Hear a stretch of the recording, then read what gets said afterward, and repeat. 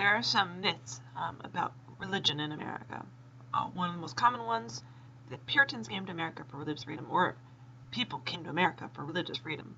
It's not true. There were about 14,000, as I said, Puritans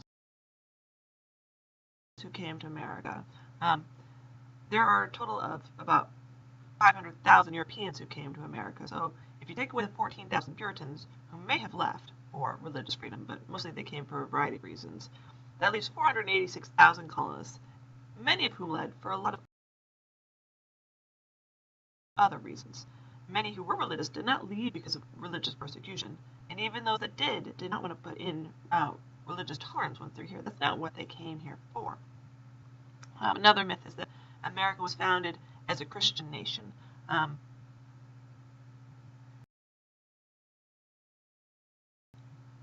It's not clear what that means, but if you turn to the founding fathers and said, is this a Christian nation?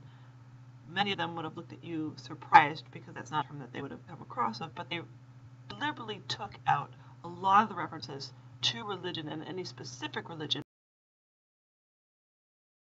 out, and they allowed non-Christian traditions to be a part of the founding of the country. So that's a common myth. And then another myth is that people were really religious, as in back then in early America, but they're no longer as religious today. And we know that that actually is not true in terms of the level of religiosity back then and today. They're actually quite similar, but religion meant different things in early America than it does today. Now, one of the major things is this issue of religious tolerance. So most Americans tend to think of America as religiously tolerant, and that has a tendency to mean that there's an acceptance of other religions, that people of a variety of religions can work and play and live in the society without fear of persecution, and that was somehow established early on in American history. Now, in the 17th century, when the first 100 years of America, and actually say a little bit longer, the first 150 years of American history, America had less tolerance than other parts of the world. And there was less tolerance in America than there was, say, in England or Germany, or what would become Germany, or any other part of the world that settlers came from. And the Puritans are a noteworthy example of this, although many left for religious persecution. They left because they were being jailed and fined for their beliefs. They left to establish their own communities. They want to separate themselves out. They didn't want people of different religious faiths to join them. So if there were anyone else who joins them, if there were non-Puritans who wanted to come into their community, they would kill them. They would find them, and then they would hang them. So they hanged Quakers, they exiled free thinkers, and they made explicitly clear that other people are not welcome. And here we have three people who were persecuted by the Puritans for religious reasons. On the left is Roger Williams, who was a Puritan minister, but had what was considered heretical ideas about religious tolerance, and he was exiled. At the bottom is Mary Dyer. She was a Quaker who was hanged for being a Quaker. And on the right are pictures of witches, which today would be considered a separate religion, although they did not consider them at that time.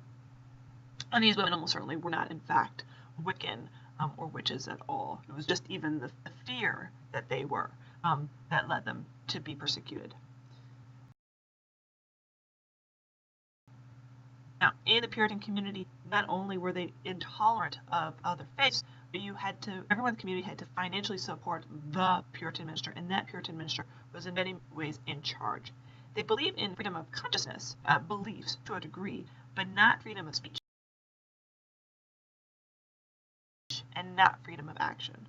Because they believed only a select few were going to heaven, the world had to be orderly and had to reflect that, and everyone had to fit into that mold.